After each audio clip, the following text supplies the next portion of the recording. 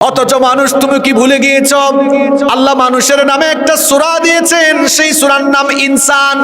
ওই সূরার প্রথম আয়াতে বলেছেন, হাল আতা আলাল ইনসানি হিনুম মিনাদ দাহরি লাম ইয়াকুন শাইআম মাযকুরা। মানুষের জীবনে কি এমন একটা সময় ছিল না যখন সে উল্লেখ করার মতো কিছুই ছিল না, নাম ছিল না, ঠিকানা ছিল না, ঘর বাড়ি কিচ্ছু ছিল না, অস্তিত্ব ছিল না।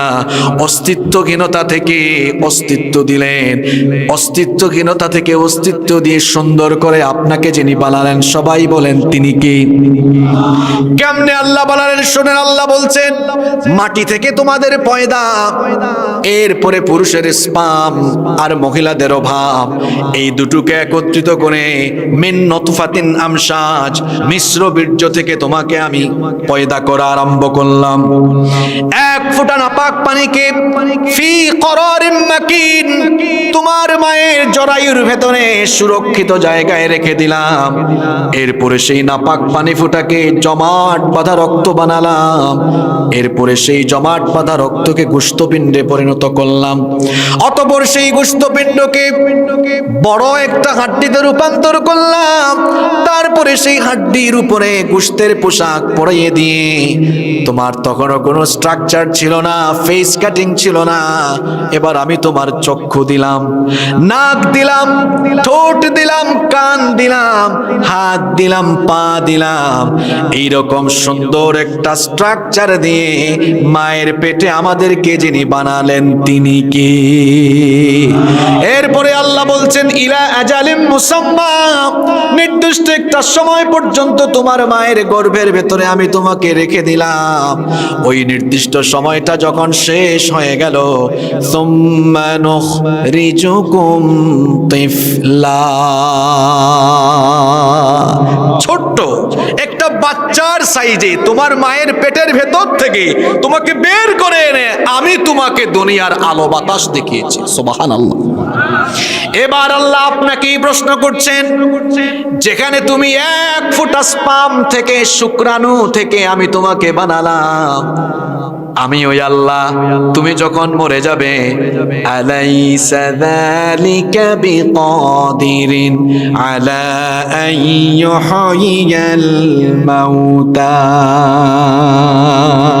আল্লাহ প্রশ্ন করছেন, এবার যদি এক ফোঁটা স্পাম থেকে আমি তোমাকে এত সুন্দর বানাতে পারি, তো তোমার মতো বান্দা মরে গেলে আমি কি তোমাকে আবার জিন্দা করতে পারবো না? এই ফোনটা কি আপনার? একটু নেই। হ্যাঁ, এই যে ফোন আমাদের সবার হাতে আছে না? ওনার ফোনটা নিয়েছি কেন? কারণ আছে। এই ফোনটা নষ্ট হয়ে গেল। আশেপাশে বাজার আছে, বাজারের নাম কি? বড় চাওনা। ফেলে আসছি বাজারটা, বড় চওনা। বুঝেন কথা আমার?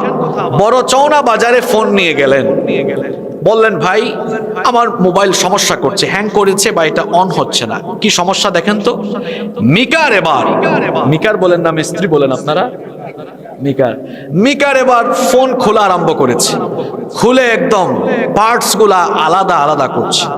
তখন কি আপনি বলেন, হেই মিয়া, পার্টস গুলা আলাদা কেন করছেন? এরকম বলেন? আপনি মোবাইলের কারিগর না হলে এগুলো আপনি দেখলে আপনার মাথা হ্যাং করবে। কি ব্যাপার? পার্টস আলাদা করে কাজ করতেছে। কাজ করার পরে দেখা যায় মিস্ত্রি বা মিকার বা কারিগর সে আবার ওই ফিটিংসটা আগের মতো দিয়ে মোবাইলটা দিয়ে নেন, ঠিক করে ফেলেছি। এখন শোনেন, এই যে মোবাইলটা খুললো, ফিটিংস দিল, পার্টস আলাদা করলো। যারা গাড়ি ব্যবহার করেন, গাড়ি অ্যাক্সিডেন্ট হলে গ্যারেজে দিলে পেইন্টিং এর সময় পুরা গাড়ির পার্ট সব খুলে ফেলে মিস্ত্রি। কাজ করার পরে আবার এগুলো লাগায়। এই যে মোবাইলের মিস্ত্রি বলেন, আর গাড়ির মিস্ত্রি, আর বিমানের মিস্ত্রি, জাহাজের মিস্ত্রি, যে মিস্ত্রি বলেন না কেন, তার জিনিসকে সে খুলে আবার জোড়া লাগাইতে পারে। তার মাথার মধ্যে জ্ঞান দিয়েছেন কে? কতটুকু জ্ঞান দিয়েছেন আল্লাহ তাকে? ওয়ামা উতিতুম মিনাল ইলমি ইল্লা কলিলা, নগণ্য, খুব অল্প, তুচ্ছ এই জ্ঞান আল্লাহর কাছ থেকে পেয়ে মানুষ যদি জিনিসপত্র খুলে আলাদা আলাদা করে সেগুলোকে আবার জোড়া লাগাইতে পারে, তো জ্ঞানদাতা সেই মহাজ্ঞানী রব তিনি আমরা মরে যাওয়ার পরে আমাদের হাত পা হাড্ডি গুড্ডি আলাদা হয়ে গেলে তিনি এগুলো আবার জোড়া লাগাই আমাদেরকে জীবিত করতে পারবেন না। পারবেন? বিশ্বাস হয়? আল্লাহ বলেছেন ইন্নাদ দীনা লাওয়াকি', অবশ্যই বিচারের দিবস অত্যাসন্ন, অবশ্যম্ভাবী।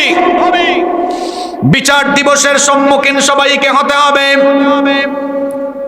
কাফির, মুশরিক এবং পরকাল বিশ্বাসী লোকদের কথা প্রথম আয়াতে আল্লাহ বললেন, আরাআইতাল্লাযী ইউকাযযিবু বিদ্দীন, আপনি কি তাকে দেখেননি? তার ব্যাপারে কি আপনি জানেন না যে পরকাল বিশ্বাস করে বিচার দিবসকে মিথ্যা বলে প্রতিপন্ন করে?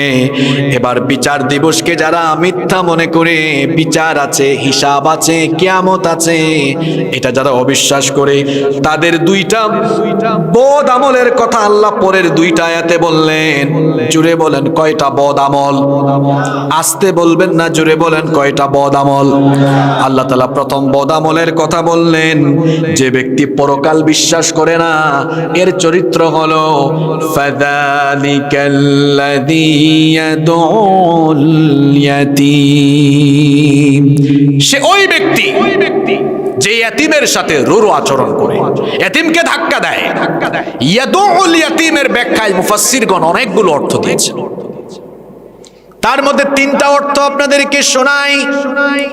ইয়াদউল ইয়াতীম আই ইয়াকুলু মালাল ইয়াতীম, পরকাল যারা অবিশ্বাস করে বিচার দিবসে আল্লাহর সম্মুখীন হওয়া লাগবে, এটা মনে প্রাণে যারা বিশ্বাস করে না, এদের চরিত্র হলো এতিমের মাল এরা লুটপাট করে খেয়ে ফেলে, এতিমের মাল আত্মসাৎ করে। এই ধরনের মানুষ আপনাদের টাঙ্গাইলে নাই।